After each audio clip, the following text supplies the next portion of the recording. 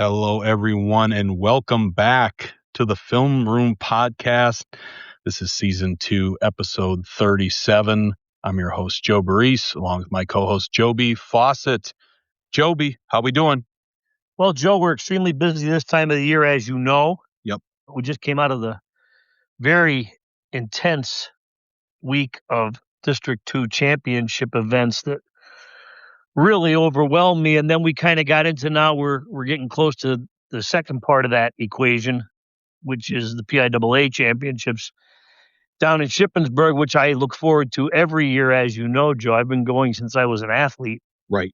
And, you know, I know I always tell you this when we're working and everything, and I can't say enough about the level of talent that is on display at the state track and field championship meet. I always encourage anybody who is just interested in seeing a very high level of skills and abilities and determination from young athletes. If you have an opportunity to get away for a couple of days down in Shippensburg, the weather's not going to be too great this weekend, but it's just a wonderful experience. I have enjoyed it every year that I've been there, and I always come home with a greater appreciation of the sacrifices and the commitment that these fine athletes have made to reach that level of success. And we're going to be talking to a young man here who's going to experience that as well coming up this weekend. Absolutely. And yeah, let's get right to it. We are joined by Jake Costanzo, our Times-Tribune Athlete of the Week this week. Jake, how we doing? Doing good. How about you? Good. Hey, thanks so much for joining us. Jake is a Dunmore junior, and he is coming off 3 golds at the District 2 Class 2A track and field championships, where he helped lead the Bucks to their first team title since 1991. Jake set a meet record in the 400 in 48.88 seconds, breaking the mark of 49.34 seconds that stood since 1988. His time also is the fastest in the event in the state in Class 2A. He then won the 200 in a school record, 22.29 seconds, and concluded the meet being part of the victorious 1,600 meter relay team that won in a school record 3 minutes 25.20 seconds. Obviously, Jake, we're kind of right in between now. You're prepping for states coming up in a couple days, but that's an insane district championships at this point. Obviously, you've had plenty of time to think about it. What was that championships like for you and all you were able to accomplish? It was really great. Just there's a ton of good competition there. I knew going in it wasn't going to be easy. I had to put on the best performance I possibly could, and I did end up coming away with the 3 gold medals. So that was a great feeling. But just all around, it was a crazy meet. A lot of great performances from everybody. My teammates put on a great performance as well. We had tons of points. We obviously won the overall team meet, and I couldn't be prouder of my teammates and everyone else who helped us get that. So, Jake, listen, throughout the course of this regular season, your teammates who you just kind of cited a little bit there, Weston Yanoni, Carter Slode, Josh Dudick, these guys were setting school records, it seemed, almost every dual meet.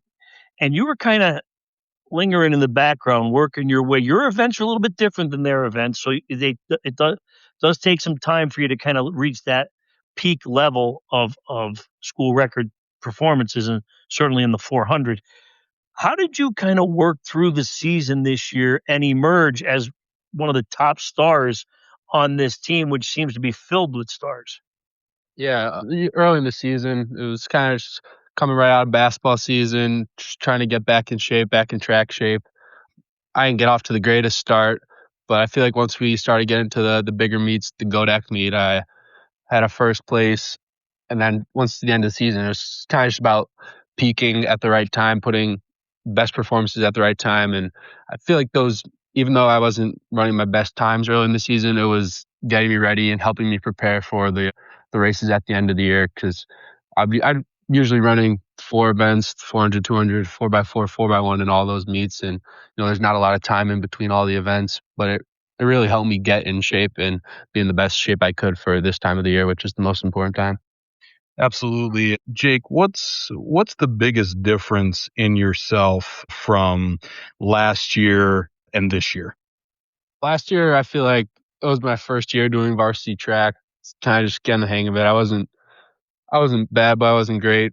But really this season, off season, just lifting a lot, put in a lot of work, speed training. I feel like another thing that also was I was battling with a little bit of like an injury last season that might have hurt me a little bit, but so I really made sure to keep my body healthy this off season, so I wouldn't miss any time this track season, and I feel like that paid off. Okay, so during the course of the year, Jake, you're always following the competition, right? Let's not fool anybody out there. Track athletes are always checking the results out, right? And all season, you're kind of chasing Nico Christian from Montrose, and you guys had a great battle in the 400 at the Robert Spagna Championship meet, which he was able to kind of use a really late surge to edge you at the finish line, which is one of the more intense races I've seen for the 400 meters in a long time, certainly in a league meet. And then you were able to bounce back in the district meet and use a little bit different running strategy to really extend a lead that was too daunting for him to overcome down the stretch. Tell me about your race and your strategy and how great you felt in running that 48.88. Yeah, I knew like first time racing him. He's a great runner, super fast. But racing him that first time, he obviously had a really good kick at the end. So I knew we'd see each other again in the 400 drag districts, which my kick wasn't as good in the Spagnas, but I watched the videos, Coach D watched the videos, and he kind of fixed a few things up down that last stretch. I was leaning, my arms were a little all over, so he fixed that up. I executed that, and I was able to, pull away towards the last couple meters of that 400, and it was a crazy feeling looking up at that scoreboard, seeing the 48.8, knowing it was a meet record gold medal. So it just felt amazing. Absolutely. Jake, after such a big performance, what has it been like for you trying to kind of refocus now? Now you've got the fastest time in the state. How are you kind of preparing for the state championships? This time it's kind of just all the work's already been put in. It's really just about keeping your body healthy, keeping your legs fresh, going into the meet in the best possible shape, best feeling you could. But yeah, it's really just staying healthy and staying in shape for this weekend.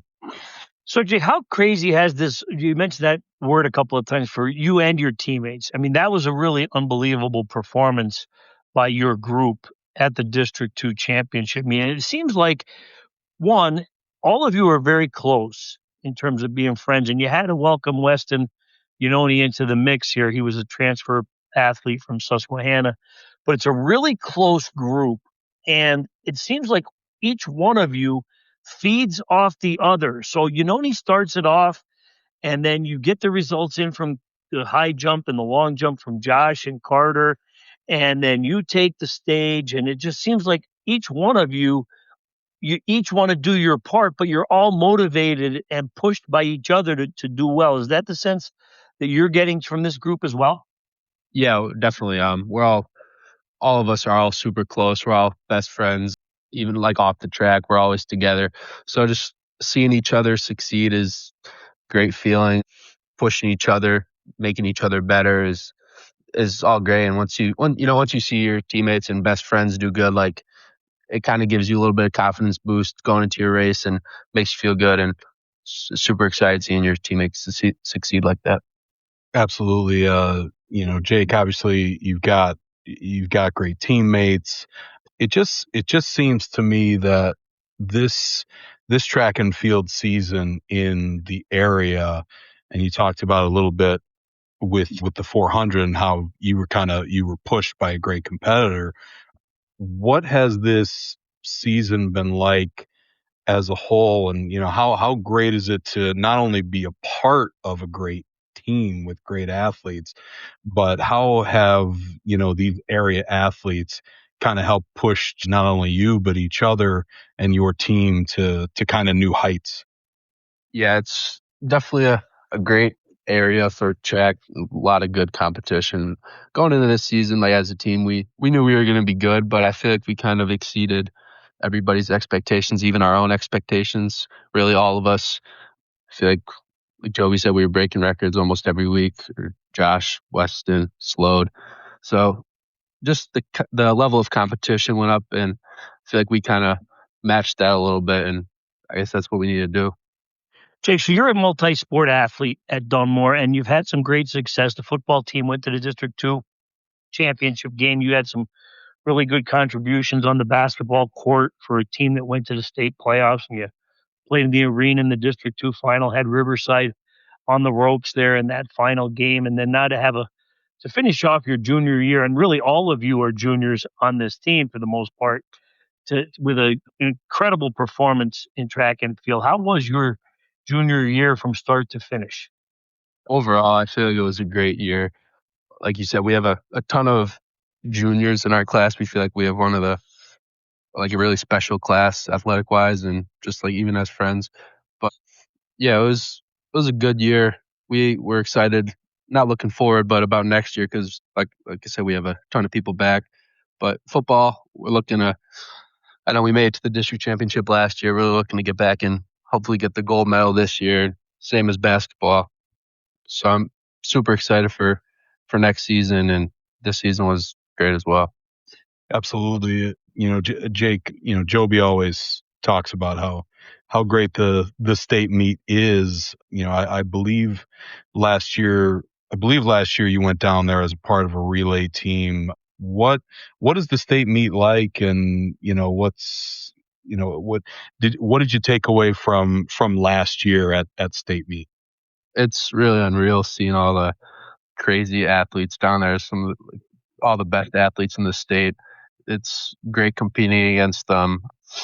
It's a crazy experience, and I feel like this year coming in, I have the number one time in the 400, so I feel like it's a lot more pressure, a lot more nerves.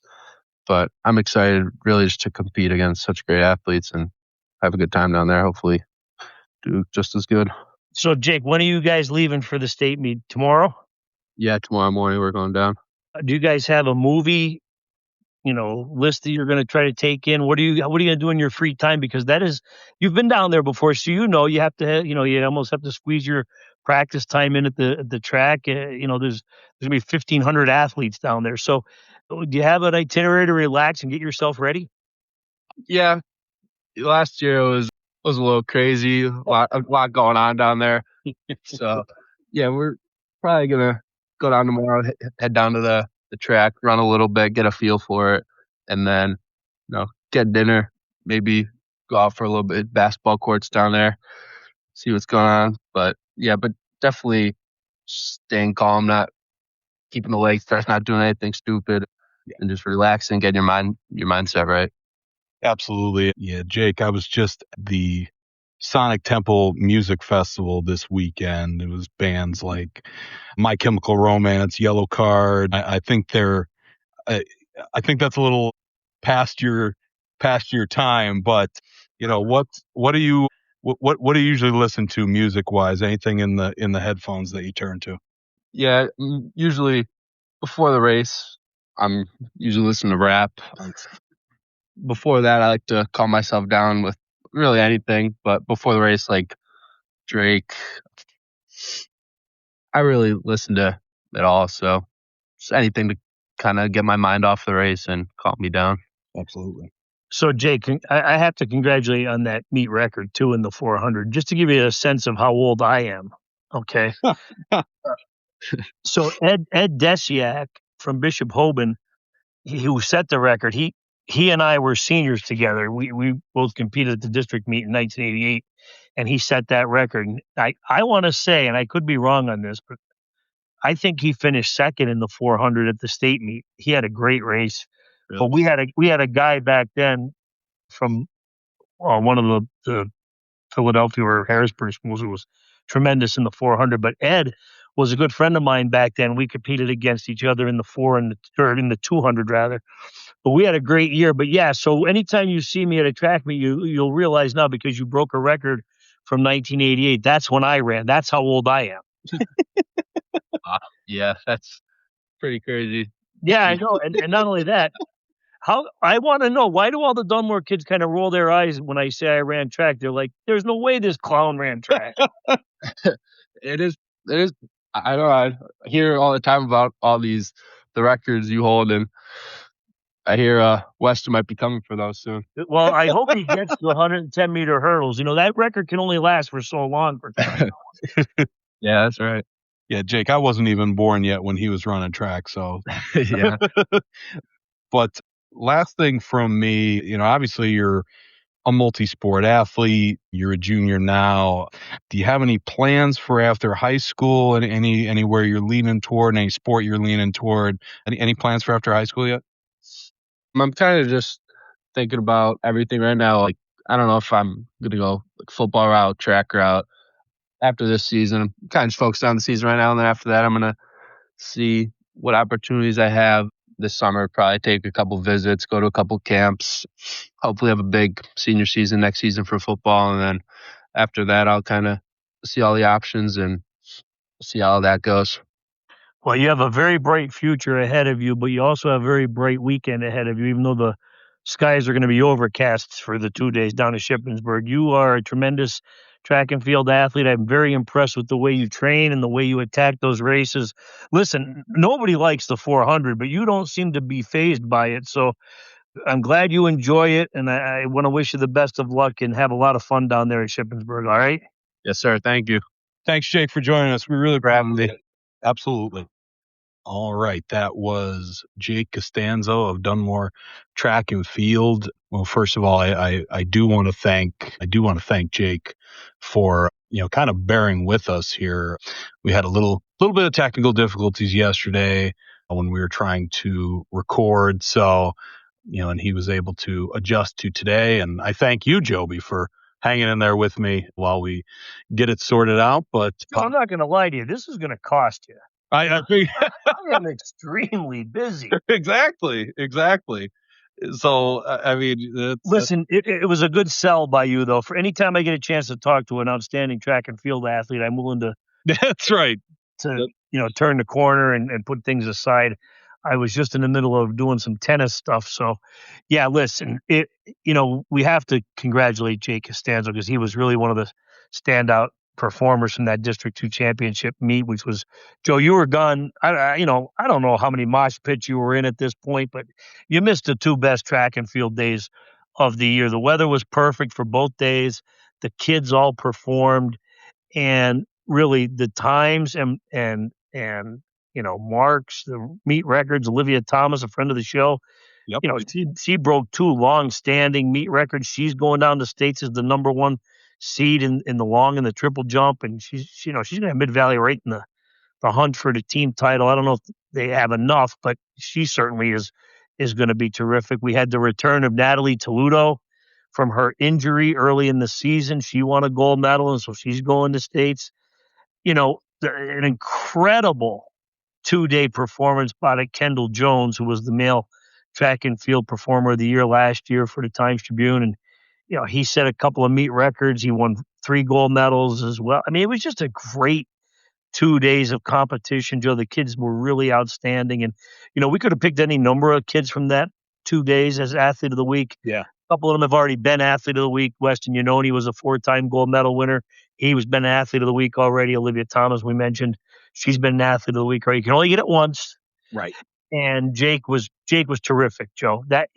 When you look up now, again, I kind of have a feel for times when I watch a race. He was coming down the home stretch, and I could just tell. I said, boy, he is really moving.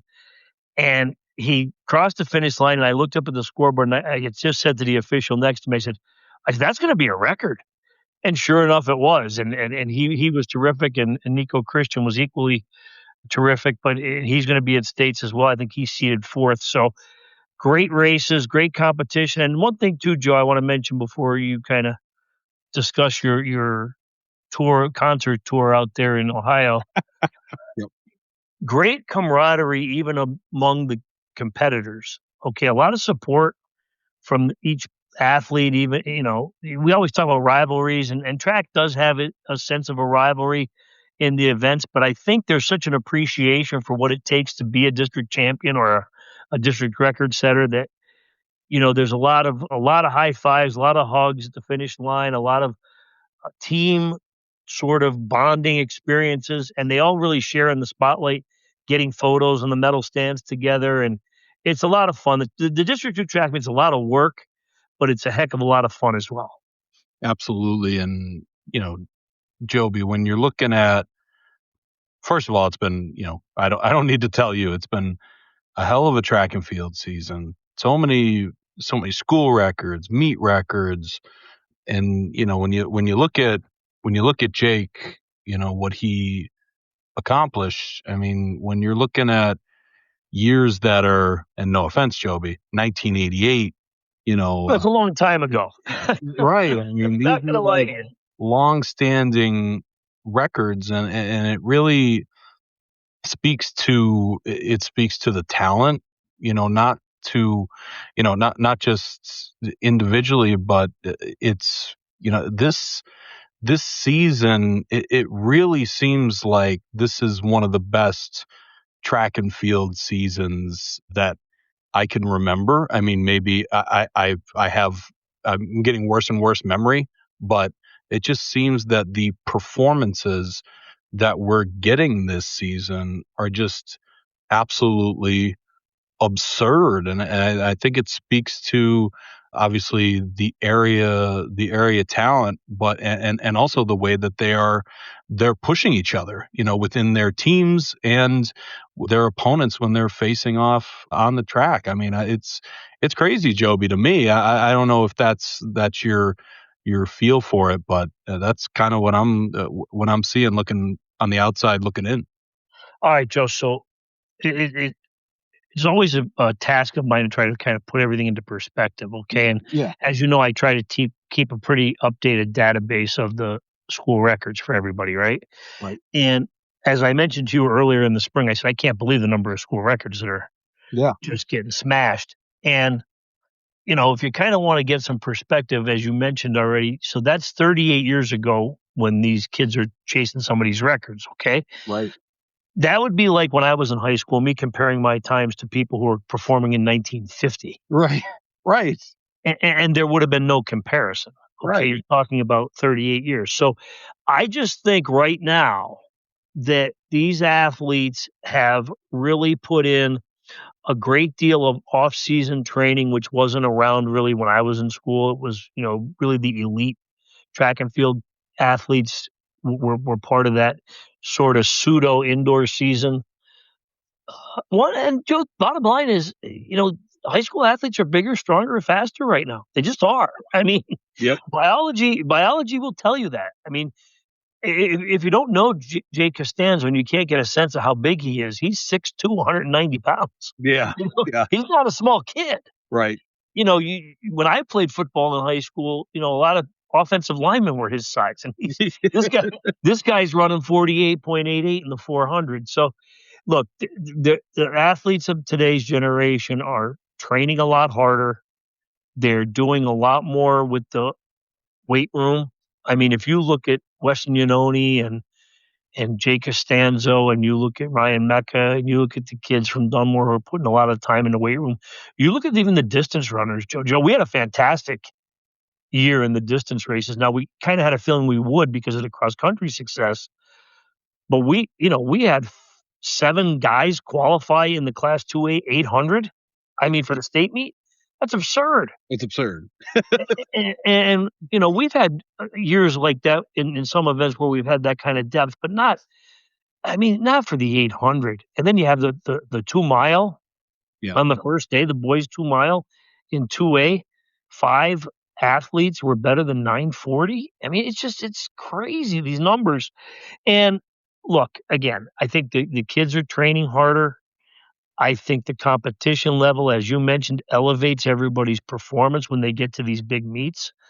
And certainly what has helped beyond anything else in terms of the number of qualifiers we have for the state meet is the district moving to this 2-day format where you qualify on one day and you run your finals on the next day in a format that kind of simulates the state track and field championships. I think we've really benefited by that change in the meet, and the kids have responded. And again, Joe, the weather really held out for the kids in District 2. Some of the other districts in the state had to deal with some nasty weather over the later in the week, and our kids here in District 2 did not, and they took advantage of it. Absolutely. And, Joby, there's, as you had mentioned, and there's so many more performances that, I could highlight right now from last week, but just a few other Athlete of the Week candidates. Aiden Janowitz, Wallenpaupack Track and Field, the District 2 Class 3A Track and Field Championships. He won 4 gold medals. He captured his third career gold in the 1600 and added the 800. He was also a member of the gold medal winning 3200 and 1600 relay teams. The 1600 relay team set a meet record, breaking the mark that had stood since 1981. There we are back in the 80s again. Joe, again, and that Pittston area team from 1981 was fantastic. I got you.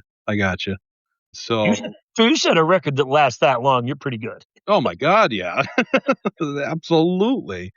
So, and again, you had mentioned other track and field performances there. So sorry to shortchange anybody, but it was, as we've mentioned, quite a track and field season so far, and more to coming this weekend. But some other candidates were Aiden Butler of North Pocono Volleyball, had 33 kills and 18 digs in a 5-set win over Blue Ridge in the District 2 Class 2A quarterfinals. Ava Schmidt of Holy Cross Softball, in 3 games she batted 6 for 11 with 5 runs and 3 RBIs. She also pitched 19 innings, allowed 14 hits, 10 runs, 3 earned runs, 4 walks, 26 strikeouts. Had 2 home runs, triple, and tossed a 3-hitter with 11 strikeouts and 11-1 win over Honesdale. She had a double, triple, and pitched a 4-hitter with 8 strikeouts in a 4-2 win over Dunmore that clinched the Lackawanna League Division II title, and went 1 for 3 in a 10-0 loss to Bristol. Also, Johnny Petrowski of Scranton Prep Baseball batted 5 for 7 with 4 runs, 6 RBIs. He was 3 for 4 with a home run, triple, 4 RBIs, and 11-6 win over Riverside. It was just the Vikings' second loss of the season. He went 2 for 2 with 2 RBIs versus Wallenpaupack. He was also the winning pitcher, pitching 6 2/3 innings, allowing 9 hits, 2 runs, 2 earned, 3 walks, 8 strikeouts, and a 5-2 win that gave the Cavaliers a 3-way share of the Division I title. Now, it's pretty crazy, and obviously we're recording this a little later than usual because I was, as you had mentioned, I was on the concert tour. 27 bands I saw, Joby. 27 bands over 4 days. But yeah, now we're in the thick of the postseason right now in every sport. So it's funny because reading those off, these seem kind of old, but this just happened last week. So that's where we stand at the moment. And I also want to quickly mention, because we missed last week because I was on vacation in Ohio, Jose Sosa was our Times-Tribune Athlete of the Week of Riverside Baseball. He had a great week, and his interview is on the Times-Tribune.com/sports from last week, his Athlete of the Week interview. Great kid, really enjoyed talking to him, and hopefully down the road we could throw him in at some point to get him on this podcast, but I was on vacation, unfortunately. But Joby, you are going to tomorrow, you're heading out to Shippensburg, as you had spoken of, and I'm sorry because I know you've talked a lot about track and field so far, but we got a pretty big state meet coming up. What are you looking forward to? What give us a little bit of a preview of what we may be looking at on Friday and Saturday. Well, Joe, outside of the weather being a factor, which it will be, unfortunately. Yeah. I mean, by all indications, I'm not a meteorologist, but it really doesn't take a genius to look at the long range radar and the incredible drop in temperatures over this weekend coming up.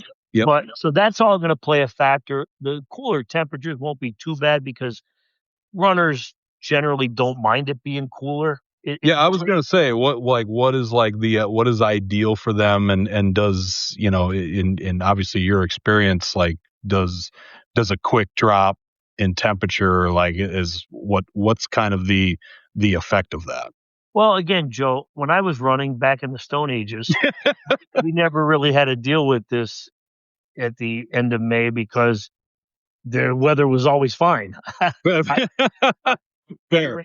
I ran at the state meet all 3 of my seasons, and I don't think it was less than 80 degrees any of those weekends. Wow. So Wow. in fact, my senior year, which was probably one of the better performances by District 2 in the history of the state track meet, we had the Ishmael brothers running when I did, and I think we had 3 teams finish in the top 10 in the boys meet, and I think it was 90 degrees.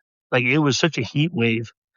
And I can remember back then it being so hot, and that was a real benefit for us in the dashes and the hurdle events. And I remember the distance runners were it was awful for them because they're not used to that, number one, and the competition is so intense, which is something that they really have to kind of gauge their bodies for, because as a general rule during the course of the regular season, even in their district meets, a lot of times those distance runners, there's usually a pretty big gap between the elite runners and Right. and good runners, and that's not a criticism, that's just a fact. Right. And so they really struggled. So I don't think the distance kids like the Kendall Joneses of the world, the Aiden Janowitzes, are going to really be impacted too much by this weather this weekend. But I do think it will play a part in some of the performances on the dashes and the hurdles. Sure. Part of it will be, of course, you always have to worry about which way the wind is blowing. Sure. Sure. If it's blowing in the athlete's face for the straightaway sprints, it'll be a challenge. And for a young athlete like Jake Costanzo, who's got to do the full oval at a full speed, you don't want any wind at all. And that's not going to be the case, I don't think, for this weekend. But look, without making any excuses for anybody, you have to perform. And I really, truly believe, after sitting through the Spagna championship meet and the 2 days of district championship meets, I really think our District 2 athletes are primed and ready and will be up to the challenge and will perform quite well and will keep me extremely busy from not just the athletes from the Lackawanna Track Conference, but also from District 2. I think, and I just posted online not too long ago where all of our athletes are seeded. Yeah. Yep. The top 8 finishers will receive medals, but again, the seeds don't tell a lot because they will give you an idea of what's out there. You just don't know the elements and the circumstances behind the other athletes who performed in their district meets.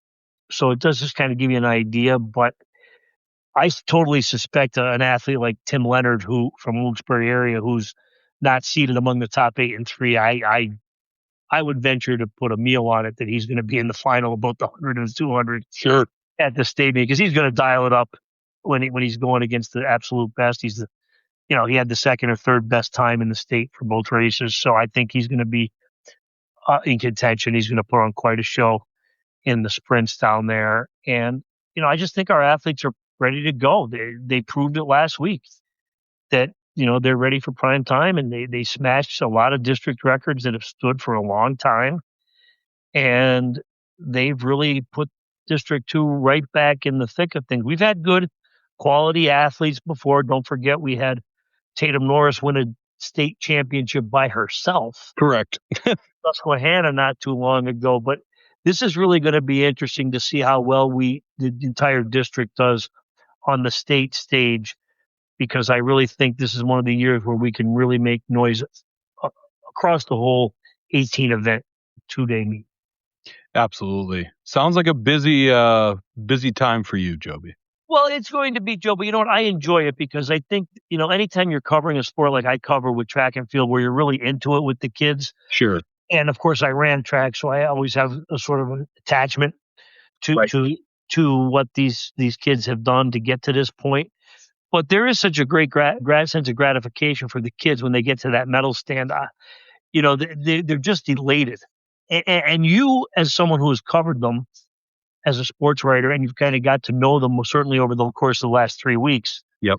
During these championship level meets, and you just really feel good for them when they achieve a state medal, no matter what place it is. Right. And it's a good experience for me. It is busy.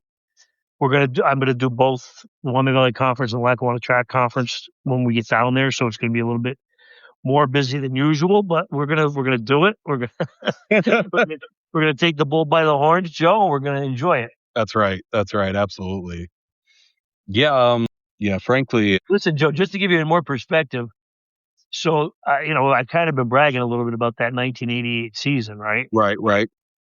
And it was terrific to be a part of that year, just because, you had the Ishmael brothers, and I want to say that they combined.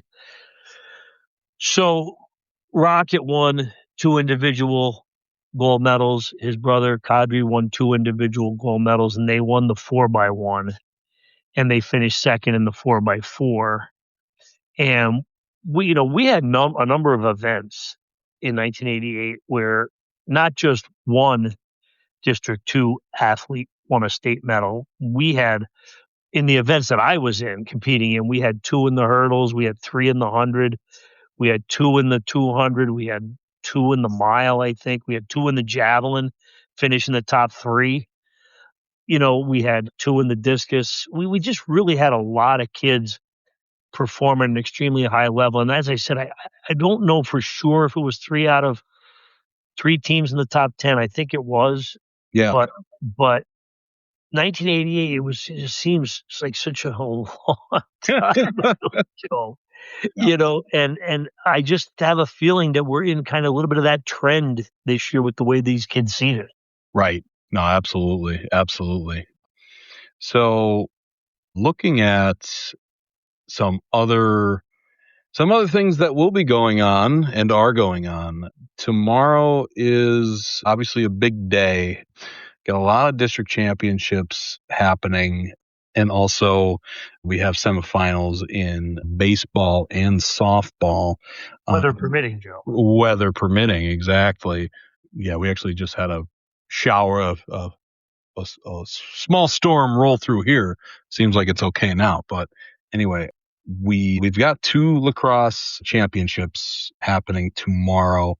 Crestwood will face Abington Heights in the girls Class 2A final. That's at 5:00. And in the boys Class 2A final, Abington Heights will face Scranton Prep at 7 p.m. In boys volleyball, there will be a championship doubleheader at Scranton High starting at 5 p.m. We'll start with Holy Redeemer versus Crestwood in the 2A final, and then the 3A final will follow 30 minutes after, and that is Abington Heights against Hazleton area. So yeah, some big district finals tomorrow, Joby. Joe, big day for Abington Heights, huh? Big day for Abington Heights, exactly. Look, so I've been covering the boys and girls lacrosse and the boys volleyball all year. I'm out of the loop tomorrow, unfortunately, and that really stinks for me. Yeah. But even if I were in the loop, it'd be very difficult to, as we've talked about a number of times on this show, I don't have a Mr. Scott who can beam me to these locations. Right. And you certainly can't be in 2 places at once, even though some people believe that I can. And should be. Yeah. So I've talked to Mike Ognoski from the District 2 committee about this. They need a little bit better spacing of these championship events. It's going to be an absolutely busy day tomorrow if the weather does cooperate with those outdoor events. But that being said, you couldn't have asked for a better matchup in the boys and girls lacrosse finals. No. Okay. Crestwood and Abington Heights. Now this will be, I believe, the third year in a row, Joe, that they'll be facing off in the championship game. Crestwood won 3 years ago, and then Abington Heights has won the last 2.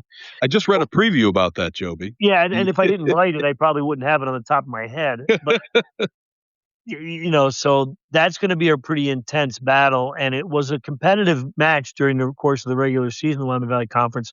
We speak a lot about Abington Heights having Morgan Davis, who's fantastic, and Allie Rothenberger, who is going to Ryder to compete at the collegiate level in the fall. This is a very talented team top to bottom, and they just score an abundance of goals, Joe. I think they're averaging 18.5 goals a match. So it's going to be an exciting game between Crestwood and Abington Heights. And then in the boys, we always have this Abington Heights Scranton Prep rivalry built into these other sports, sort of the mainstream sports, but certainly in these types of sports and the lacrosse, these programs are still relatively new in terms of establishing any type of tradition. But man, when I covered this matchup in the Willamette Valley Conference regular season, it reminded me a lot of a high school football game. Okay, there's a lot of physicality in lacrosse on the boys' side, and both teams really went at each other with a lot of just open field hits and some great checking in front, and some outstanding offensive execution at times. And Abington Heights had this big 11-7 lead over Scranton Prep, and I can remember it was the only time that you kind of thought, boy, this Scranton Prep team, which is extremely talented, had some vulnerability. Okay, the defense had given up some quick wristers in front, and then all of a sudden the fourth quarter came and Scranton Prep flipped a switch and came all the way back and tied the match and eventually won on a Immaculate shot late in the game. And it was a Friday night, Joe, I believe, that they played this game. And I can remember hearing, as I'm leaving the complex, the Abington Heights players saying, we're going to get another shot. We're going to play them again. Yeah. And there's always that nice sort of sense of confidence in yourself. But Abington Heights had to go through a very good Crestwood team to get back to a rematch with Scranton. Right. So and I will tell you, Joe, a 19-5 victory over Crestwood is quite impressive. So I think that's going to be a very good matchup too tomorrow night between two teams that are quite familiar with each other. Absolutely. It should be very, very exciting. And we also have the district volleyball championships, and obviously with some top tier programs over the years. Joby, anything you want to say about the volleyball as well? Well, look, Crestwood has kind of been building toward trying to unseat Holy Redeemer as the top program in the Willamette Valley Conference among the Class AA teams anyway, for quite some time. And this year, Crestwood really kind of felt it was going to be the year where it had enough talent. And Holy Redeemer beat Crestwood both times, once in the regular season 3-2, and then in the Willamette Valley Conference playoff championship game that was needed to break a tie. And that one, Crestwood had a 2-0 lead over Holy Redeemer, and then Holy Redeemer gets that championship mentality back and, rallies past them. And, I think this is just going to be a really intense matchup for volleyball. Both teams have outstanding individual talent. J.J. Steck from Crestwood is one of the better players in all of District 2, if not the state. And Holy Redeemer's got a handful of those type of kids. Yeah. Okay? They have a great program there, Holy Redeemer, defending champs.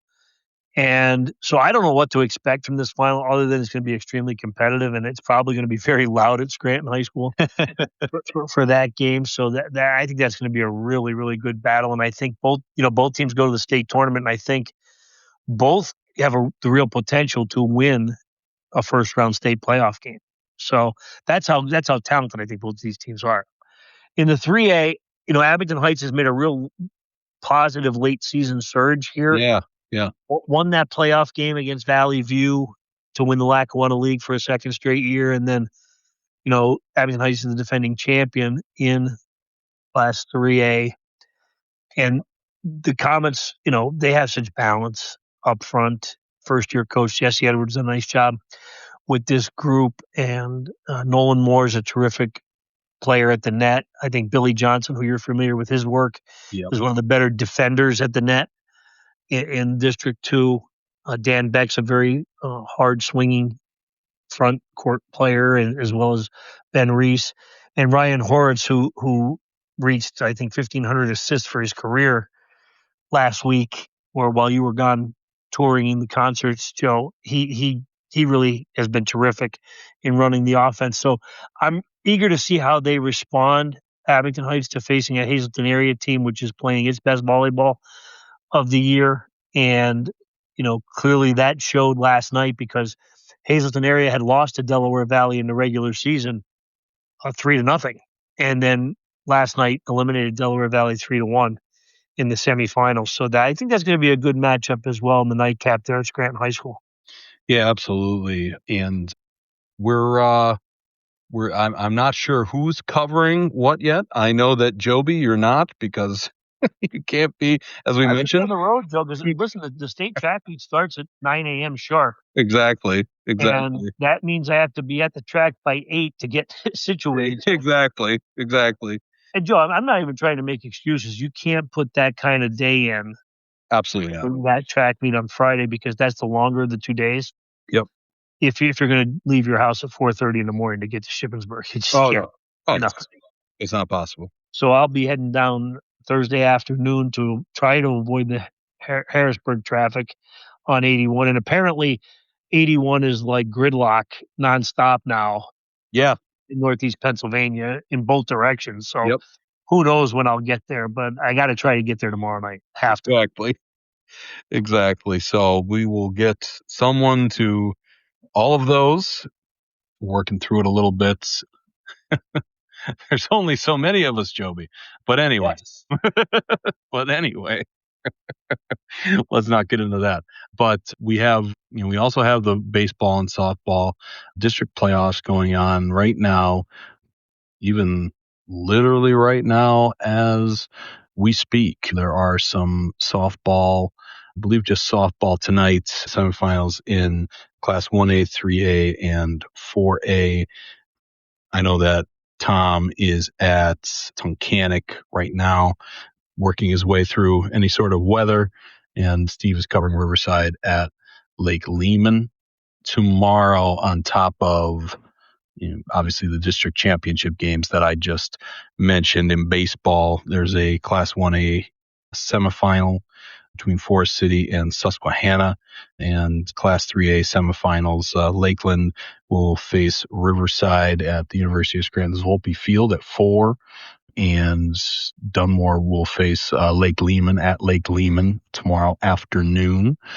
In District 2 softball semifinals, Class 5A, Pittston will be at North Pocono, and Crestwood will be at Abington Heights at another Abington Heights event. So tomorrow, that'll be at 7:30. Class 6A semifinals, Hazleton will be at West Scranton at 2, and Wilkes-Barre will be at Williamsport at 4:30. As for Friday in baseball, we'll have semifinals in Class 2A, Wyoming Seminary at Holy Redeemer, Lackawanna Trail at Elk Lake. In Class 4A, we'll have Hanover area, Wyoming area, and Crestwood at Mid-Valley. In 5A, we'll have Abington Heights at Pittston area. That's always a fun showdown at 1 p.m. And Dallas at Wallenpaupack at 4:30. Class 6A Wilkes-Barre area will be at Williamsport. That's at 4:30. And Wyoming Valley West will be at Hazleton area at 4:30. Getting to softball semifinals, Class 2A on Friday, we'll have Elk Lake at Montrose at 4:30 and Holy Redeemer at Dunmore at 4:30.